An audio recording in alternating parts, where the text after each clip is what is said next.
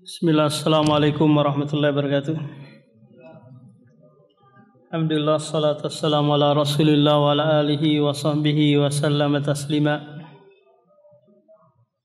An Abdillahi bin Abbas radhiyallahu an qala rasulullah ma min ayyamin al-amalu salihu fihi ahabbu ila Allahi min hadhil ayyam, yakni ayyamil ashri.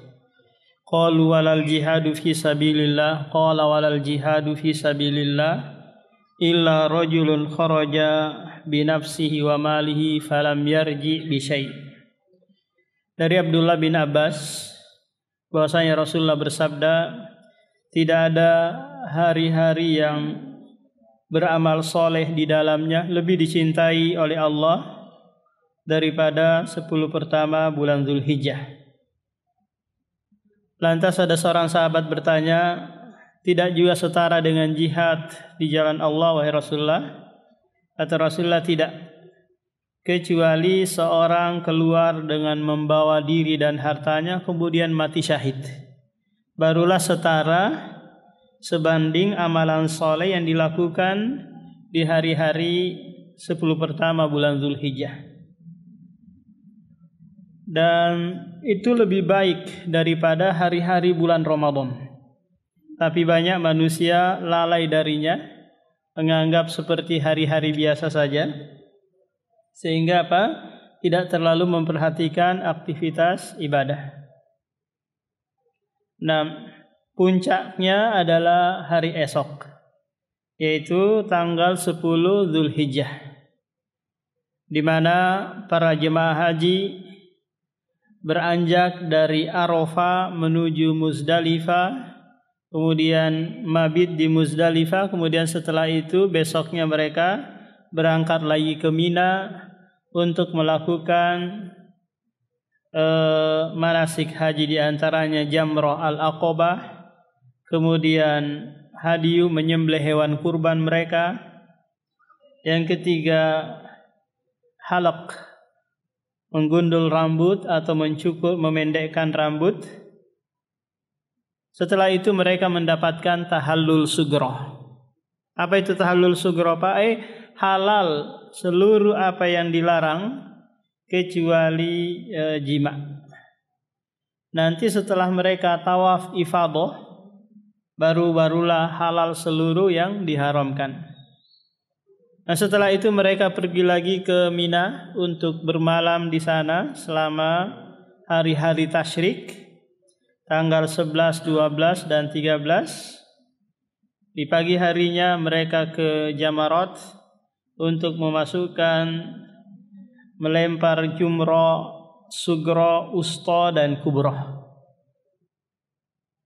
Nah, ini aktivitas padat yang dilakukan oleh para jemaah haji.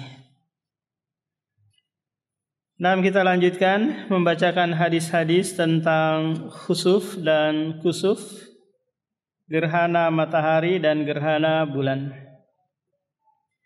Anil Mughirah bin Syu'bah radhiyallahu anhu qala, in kashafatis syamsu ala ahdi Rasulillah yauma mata Ibrahim. Kata Mughirah bin Syu'bah, gerhana matahari terjadi di zaman Rasulullah, hari di mana kematian Ibrahim. Ibrahim ini adalah putra dari istri beliau yang bernama Maria Al-Qibtiyah. Dan Ibrahim ini meninggal dunia di tahun ke-8 Hijriah, di bulan Dzulhijjah. Sementara umurnya itu hanya 18 bulan 18 bulan atau 16 bulan. Sekitar berapa itu, Pak? 1 tahun setengah ya, kalau 18 bulan. Atau 1 tahun 4 bulan, kalau itu 16 bulan. Jadi putra terakhir Rasulullah. Karena Rasulullah itu Pak memiliki 3 putra.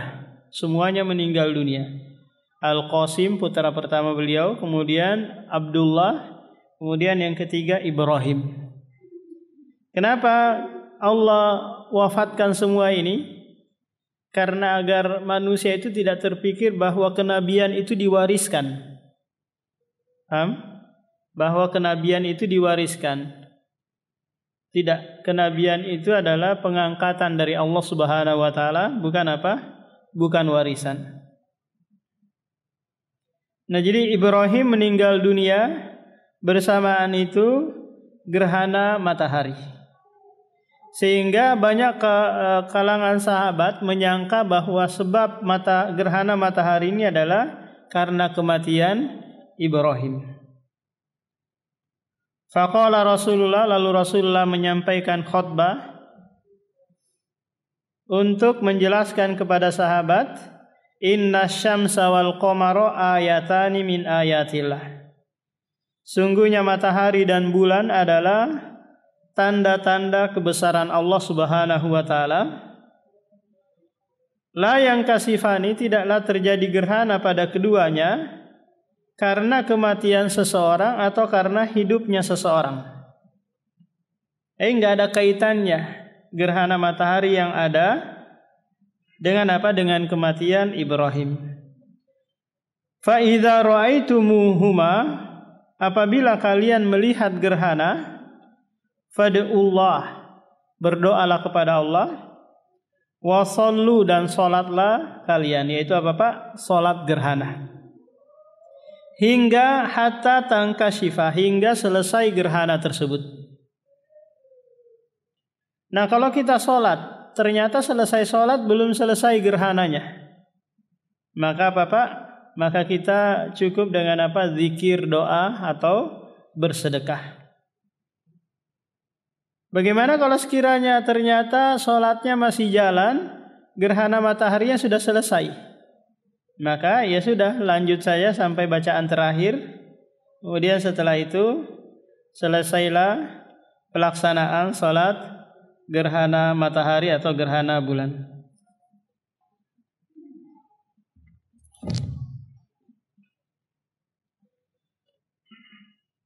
Wa fi riwayatil Bukhari hatta tanjaliyah.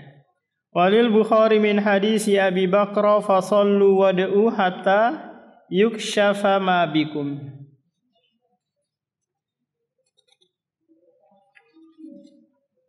An Aisyah radhiyallahu anha anna an-nabiyya jahara fi salatil kusufi bi qiraatihi fa shalla 4 raka'atin fi raka'ataini wa 4 sajadatin.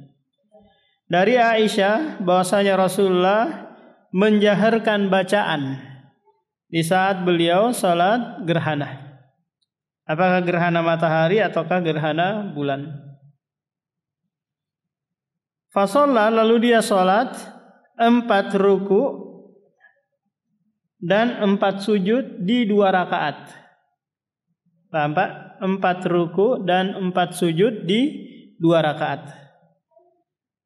Allahu Akbar, kemudian baca Al-Fatihah dan baca surah yang panjang.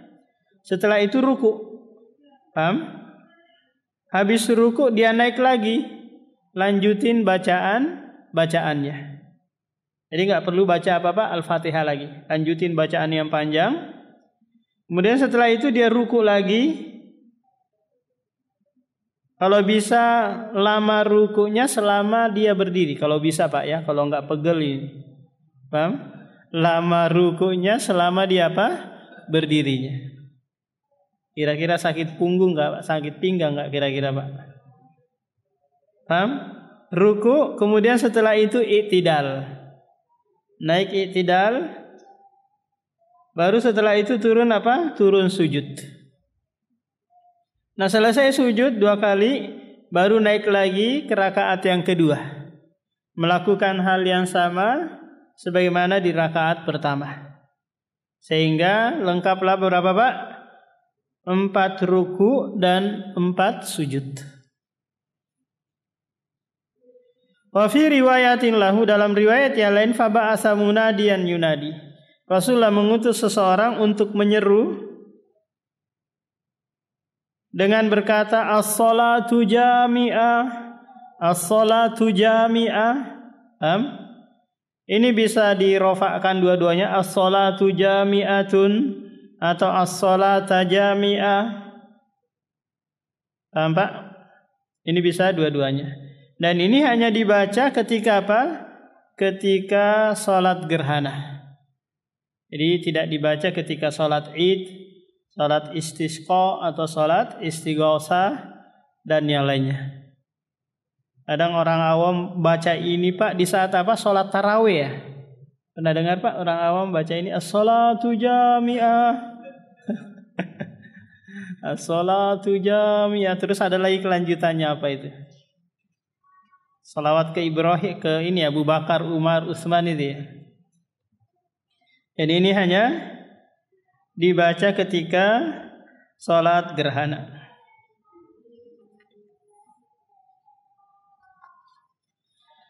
An Ibni Abbas radhiyallahu anhuma qala in khasafatis syamsu ala ahdi Rasulillah fa shallah faqama qiyaman tawilan nahwan min qiraati suratil Baqarah. Kata Abdullah bin Abbas, gerhana matahari terjadi di zaman Rasulullah, lalu beliau salat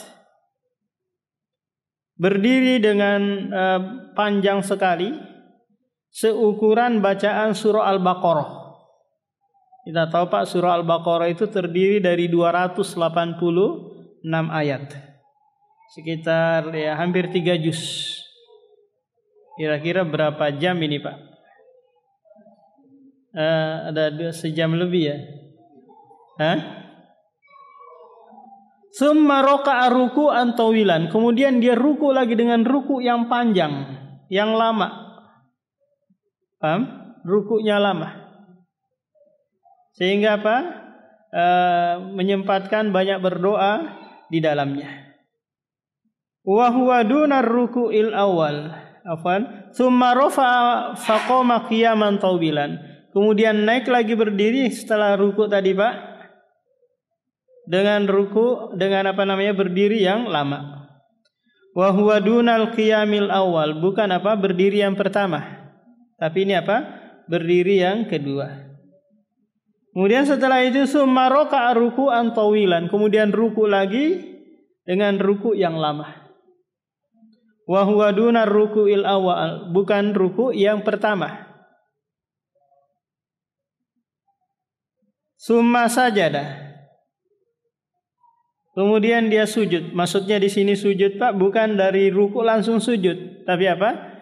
Berdiri dulu untuk apa? Untuk i'tidal. Paham? Karena di sini enggak disebutkan. Paham? Karena i'tidal ini merupakan rukun salat. Summa qama qiyaman tawilan wa huwa dunal qiyamil awal. Summa raka'a ruku'an tawilan wa huwa dunar ruku'il awal. Summa rafa'a faqama qiyaman tawilan wa huwa dunal qiyamil awal. Summa raka'a ruku'an tawilan wa huwa dunar ruku'il awal. Summa sajada. Ini di rakaat yang kedua. Persis sama dengan rakaat pertama. Summan sorofa, kemudian dia selesai salat gerhana. Wa qad tajallatis syamsu, dan gerhana matahari sudah selesai. Fa khataban nasa, lalu dia menyampaikan pesan atau berkhutbah kepada manusia. Nah, ini kaifiat atau tata cara salat gerhana yang disampaikan oleh Abdullah bin Abbas. Hanya saja para ulama berselisih apakah setelah sholat gerhana itu ada khutbah atau tidak. Nah, sebagian ulama mengatakan bahwa ada khutbah, disyariatkan khutbah setelah apa? Selesai sholat gerhana. Dan ini adalah pendapat Imam Syafi'i, Ahmad, Abu Ishaq dan yang lainnya. Kemudian pendapat yang kedua bahwa khutbah itu tidak disyariatkan setelah apa Pak? Setelah sholat gerhana. Karena mereka berkata bahwa khutbah itu tidak dinukil dari Nabi kecuali hanya penjelasan bahwa gerhana itu terjadi bukan karena apa Pak, kematian atau hidupnya seseorang. Hanya itu saja yang dinukil dari Rasulullah sallallahu alaihi wasallam. Tapi yang lebih kuat dalam hal ini Pak, bahwa disyariatkan khutbah setelah apa? Setelah salat gerhana.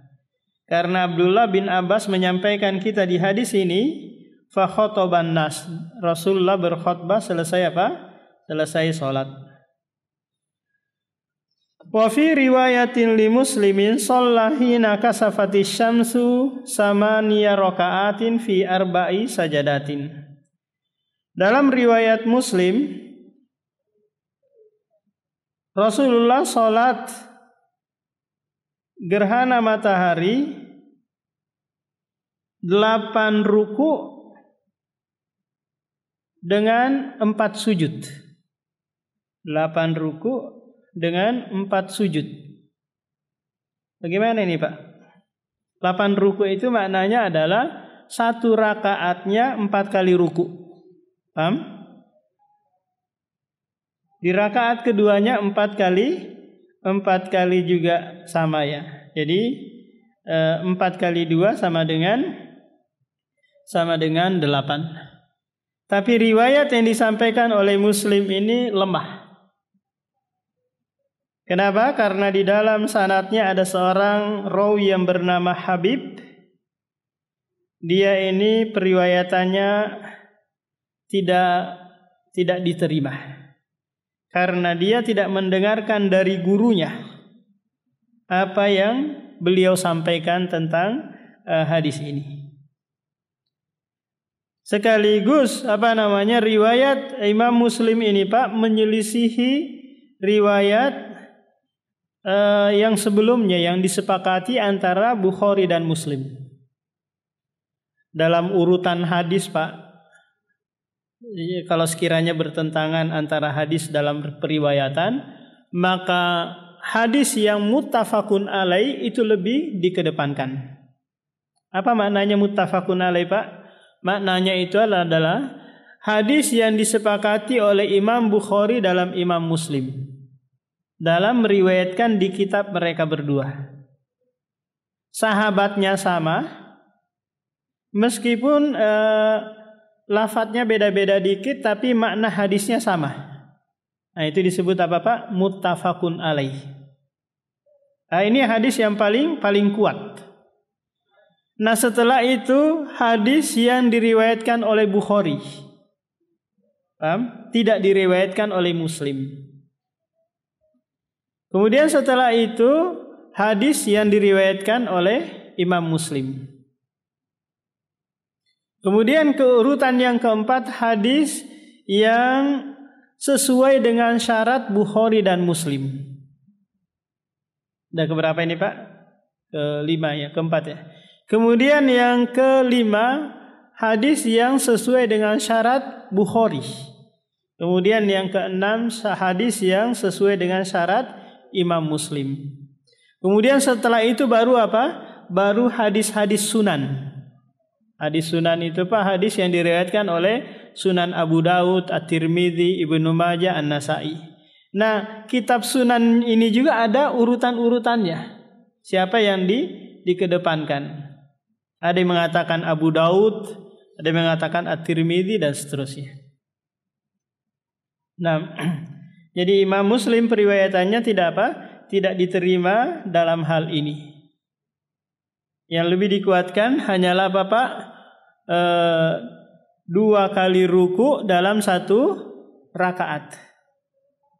2 kali ruku dalam apa? Dalam 1 rakaat. Kalau di riwayat Imam Muslim ini berapa? 4 kali ruku dalam 1 rakaat. Wa an Ali radhiyallahu anhu misla dzalik. Diriwayatkan juga dari Ali radhiyallahu an seperti itu, yaitu apa? 8 ruku dalam 4 sujud. Walahu an Jabir shalla 6 raka'atin. Dari Jabir radhiyallahu an, Rasulullah salat gerhana 6 ruku dengan 4 sujud.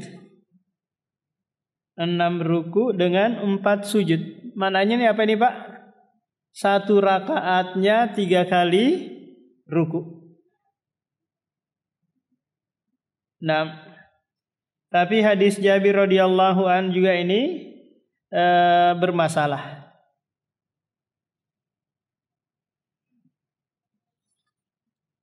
Wali Abi Daud an Ubay bin Ka'ab shalla faraka'a khamsa raka'atin wa sajada sajadataini wa fa'ala fi saniyati misla dzalik. Dalam riwayat Abu Daud lebih banyak lagi, Pak. Dalam 2 rakaat 10 ruku. Jadi setiap 1 rakaatnya berapa? 5 kali ruku. Tapi hadis ini apa? Hadis ini dhaif. Jadi yang bisa diterima Pak dan diamalkan hanya apa? 2 rakaat dengan apa? 4 ruku. Adapun yang 6, 8, 10 ini tidak bisa diterima. An Ibnu Abbas radhiyallahu anhu qala ma habbat rihu qattun illa jasan nabiyyu ala rukbatayhi wa qala Allahumma ja'al rahmatan wa la taj'alha adzaban rawahu Syafi'i wa Tabrani. Dari Abdullah bin Abbas radhiyallahu anhuma berkata, tidaklah angin bertiup kencang kecuali Nabi sallallahu alaihi wasallam berdoa dengan doa, ya Allah jadikanlah angin ini rahmat dan janganlah engkau jadikan dia sebagai apa? Sebagai azab. Tapi hadis ini dhaif karena guru Imam Syafi'i itu namanya Muhammad bin Idris. Gurunya namanya Ibrahim bin Muhammad ibn Abi Yahya. Dia ini dibicarakan oleh para ulama. Cuma Imam Syafi'i menguatkan dan menerima riwayatan dari gurunya. Karena Imam Syafi'i ini Pak tidak terlalu terkenal dari sisi apa? Dari sisi keilmuan hadis. Beda dengan Imam Ahmad. Kalau Imam Syafi'i dia terkenalnya dari sisi apa? Dari sisi pemahaman. Karena Imam Syafi'i menggabungkan 2 ilmu dan dia lebih condong kepada sisi pemahaman daripada sisi periwayatan hadis. Sehingga Imam Syafi'i sering berkata kepada Imam Ahmad muridnya, Pak, idza shahhal hadis fahuwa madhhabi. Apabila hadis itu sahih, maka itu adalah pendapatku.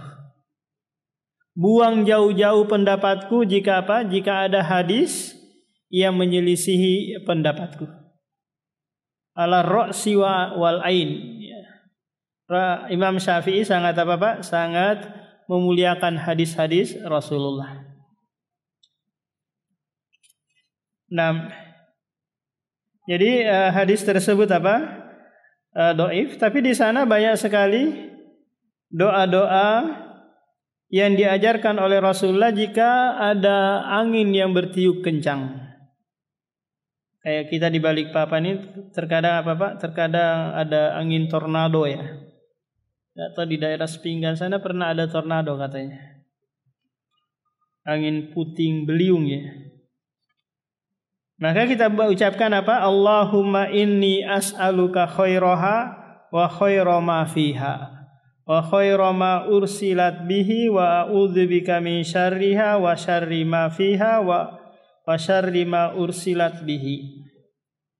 Ya Allah, sesungguhnya aku memohon kepadamu kebaikan angin tersebut dan kebaikan apa yang ada padanya dan kebaikan apa yang diutus dengan angin tersebut, dan berlindung dari apa? Dari keburukan angin yang bisa merusak, yang bisa merobohkan bangunan, merusak tanaman, mematikan hewan, ternak dan yang lainnya. Wa anhu annahu shalla fi zalzalatin 6 raka'atin wa 4 sajadatin wa qala hakadha salatul ayah. Wa dzakara Syafi'an Ali bin Abi Thalib mislahu duna akhirih.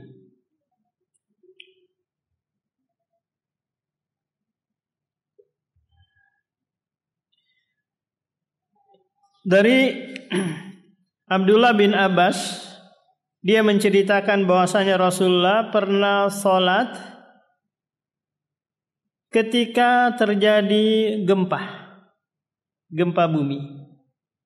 Dengan apa? Dengan 6 ruku dan 4 sujud. Tapi hadis ini didoifkan oleh para ulama. Karena ada seorang rawi yang tidak disebutkan namanya di dalamnya, di dalam sanadnya, sehingga dihukumi apa Pak? Dihukumi hadis ini munqati, terputus. Karena keistimewaan agama kita Pak, tidaklah hadis yang sampai atau asar sahabat kecuali melalui jalur apa? Sanad.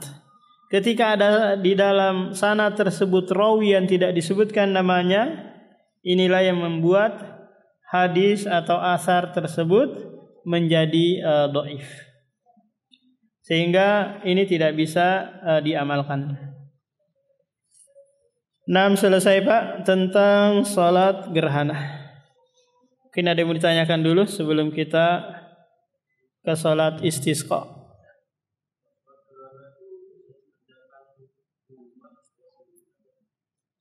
Dia berjamaah di masjid salat gerhana. Nah, sebagaimana apa? Pengamalan Rasulullah, jadi salat gerhananya di masjid berjamaah dengan sahabat yang lain. Nah, yang lain Pak?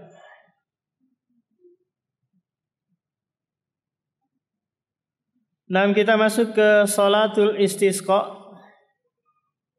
Jadi salat istisqa adalah salat yang dilakukan karena kekeringan, kemarau yang menimpa suatu daerah atau suatu negeri, sehingga apa? Imam nanti mengajak atau pemimpin mengajak rakyatnya untuk ke lapangan untuk salat istisqa. Salat meminta apa Pak? Meminta hujan. Jadi istisqa sendiri maknanya adalah meminta turunnya apa? Turunnya hujan. Nah, istisqa ini ada 3 cara Pak ya. Yang pertama berdoa langsung setelah apa? Setelah salat wajib. Yang kedua khotib diminta untuk apa? Berdoa setelah selesai khutbah. Yang ketiga, ini yang sering terjadi dan sering diamalkan, yaitu apa? Mengajak masyarakat atau rakyat ke lapangan untuk salat istisqa. Dalam keadaan menampakkan bahwa kondisi saat ini sangat apa? Sangat genting. Dan kalau bisa nanti rida atau selendang yang dipakai itu Pak dibalik. Sebagai bentuk apa? Tafaulan, berharap agar kondisi yang terjadi dibalik oleh Allah Subhanahu wa taala. Nah, yang tadinya kekeringan menjadi apa? Subur dan banyak air hujan turun. Nah, ini 3 cara apa? Istisqa. An Ibnu Abbas radhiyallahu anhu qala kharajan nabiyyu mutawadian. Kata Abdullah bin Abbas, Rasulullah keluar dalam keadaan tawadu. Mutabadzilan ini menampakkan kesederhanaan, tidak memakai pakaian mewah. mutakhasyian dalam keadaan khusyuk, mutarassilan dalam keadaan berjalan dengan tenang tidak tergesa-gesa. Menuju kemana ini Pak? Menuju ke lapangan. Mutadarrian ini berharap doanya nanti dikabulkan. Nah, ini kondisi Rasulullah ketika beliau apa? Mau sholat istisqa. Fa shalla raka'ataini kama yusalli fil id. Lalu Rasulullah sholat 2 rakaat sebagaimana sholat id, Idul Adha ataukah Idul Fitri. Lam yakhtub khutbatakum hadhihi. Akan tetapi Rasulullah apa? Tidak berkhutbah. Ini yang membedakan antara salat istisqa dan salat id. Nah, jadi diusahakan kalau mau keluar untuk salat istisqa kondisinya ya seperti ini. Untuk menunjukkan kepada Allah bahwa kita kondisinya sangat-sangat membutuhkan turunnya air hujan. Karena di antara sebab tidak turunnya hujan Pak di suatu negeri itu karena apa? Karena dosa yang dilakukan oleh penduduk negeri tersebut. Sehingga Allah Subhanahu wa taala menahan turunnya air hujan. Maka Nabi Nuh alaihi salam menyampaikan kepada kaumnya, istaghfiru, minta ampunlah kalian kepada Allah, innahu kana ghaffara yursilis samaa alaikum midarara. Dengan sebab istighfar kalian dari dosa-dosa kalian menyebabkan Allah menurunkan hujan dari langit. An Aisyah radhiyallahu anha qalat syakan nasu ila Rasulillah kuhuta al-matari fa amara bi mimbarin faudi alahu fil musalla wa wa'adan nasa yawman yakhrujuna fihi fa kharaja hina bada hajibus syamsi fa qa'ada alal mimbar fa kabbara wa hamidallah thumma qala innakum syakautum jadbad diyar wa qad amarakumullah an tad'u wa wa'adakum ayyastajiba lakum. Aisyah radhiyallahu anha berkata, manusia mengadu kepada Rasulullah tentang apa? Tentang sulitnya air hujan. Air hujan tidak turun. Lalu Rasulullah memerintahkan agar dibawakan mimbar lalu diletakkan di musola, tempat sholat lapangan. Lalu dia memberikan wa wa'adan nas yauman, lalu Rasulullah menjanjikan kepada manusia agar mereka keluar di hari tersebut. Fa kharaja hina, lalu Rasulullah keluar, kemudian duduk di atas mimbar, lalu bertakbir dan memuji Allah. Kemudian berkata, sesungguhnya kalian telah mengadu tentang apa? Tentang sulitnya air, dan sungguh Allah telah memerintahkan kalian untuk berdoa dan pasti kalian akan dikabulkan apa yang kalian minta.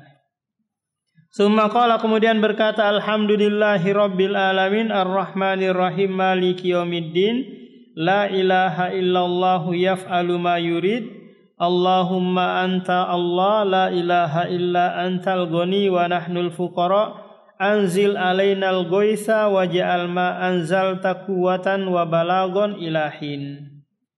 Nah, ini doa yang dipanjatkan oleh Rasulullah di saat beliau meminta hujan. Tapi sebelum beliau menyampaikan hajatnya, Rasulullah memuji Allah Subhanahu wa taala terlebih dahulu. Pujian yang pertama, segala puji bagi Allah, Rabb semesta alam. yang Maha Pengasih lagi Maha Penyayang, Raja pada hari pembalasan. Tidak ada Tuhan yang berhak kecuali Allah. Dia melakukan apa yang Dia inginkan. Ya Allah, Engkau adalah Tuhan kami. Tidak ada Tuhan yang berhak kecuali Engkau. Engkau Maha Kaya, sementara kami fuqara. Meskipun seseorang itu Pak banyak hartanya, banyak asetnya, maka dia dihukumi fakir.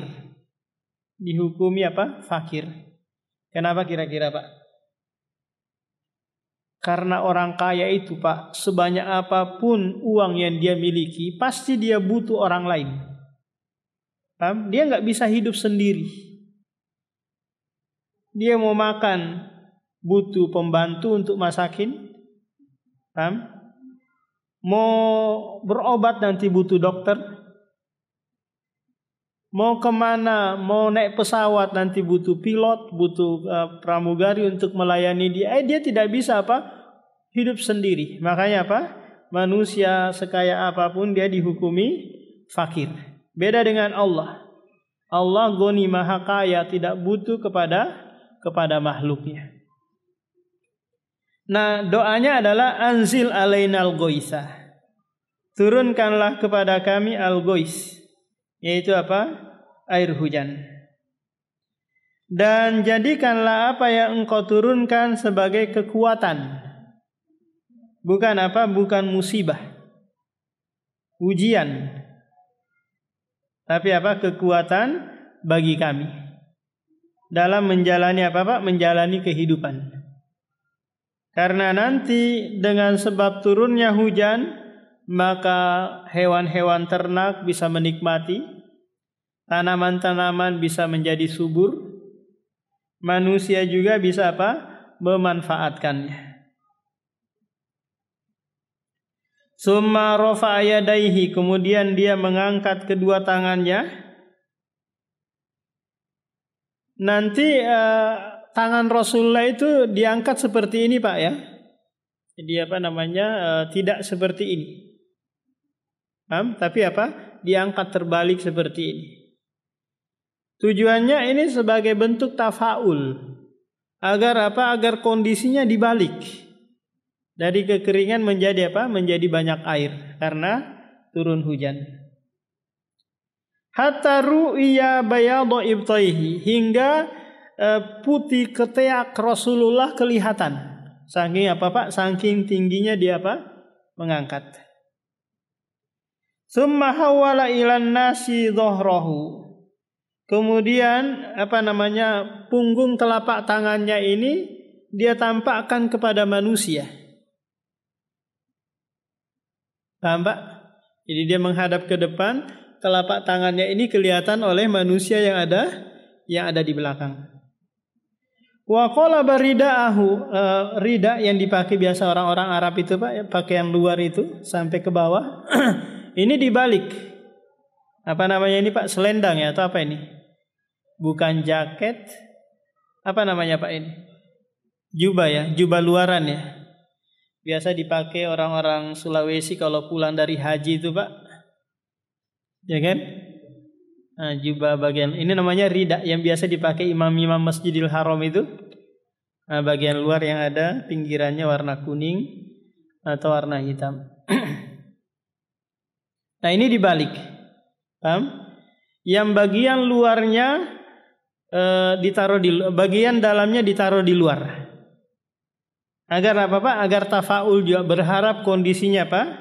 Dibalik.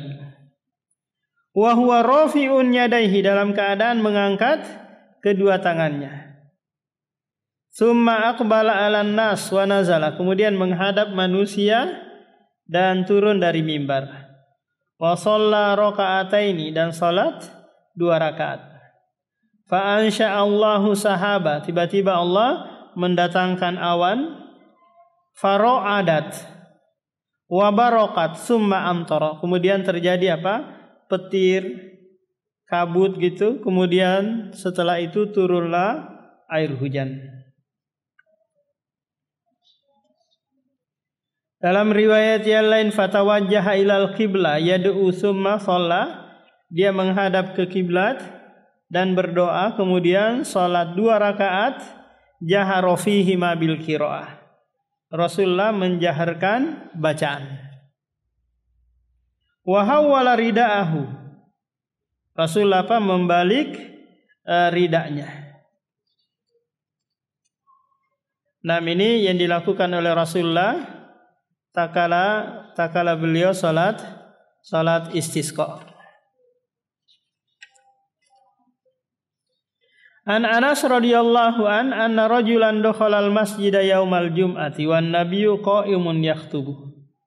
Anas menceritakan bahwasanya ada seorang pemuda yang tidak disebutkan namanya masuk ke dalam masjid di hari Jumat sementara Nabi sedang berkhutbah.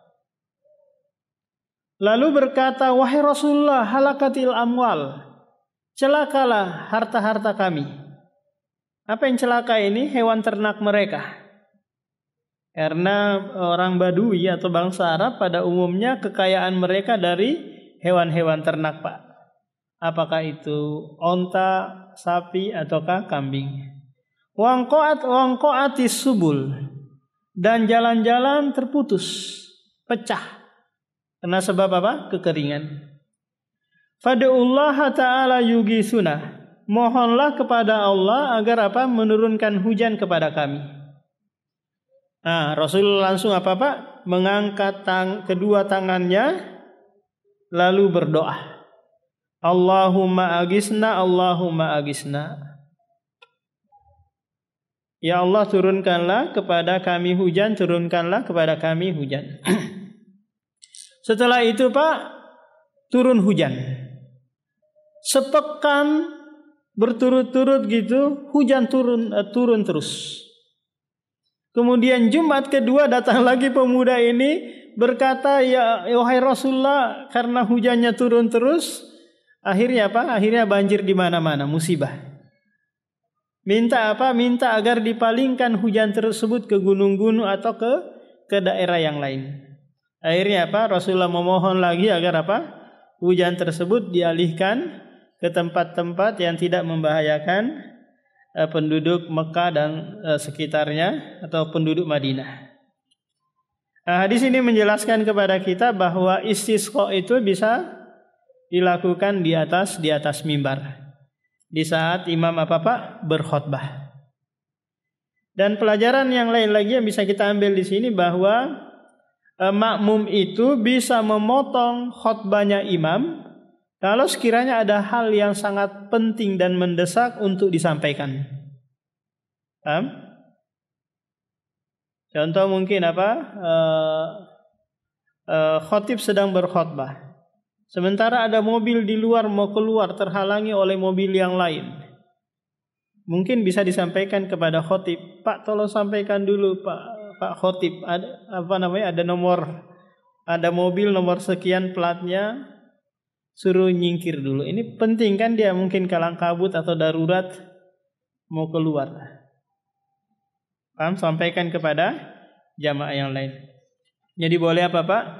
Boleh bagi makmum untuk apa? Memotong khutbah imam kalau itu suatu hal yang sangat penting untuk disampaikan. Nah, demikian Pak. Kita lanjutkan lagi pada pertemuan berikutnya. Ada yang mau tanyakan?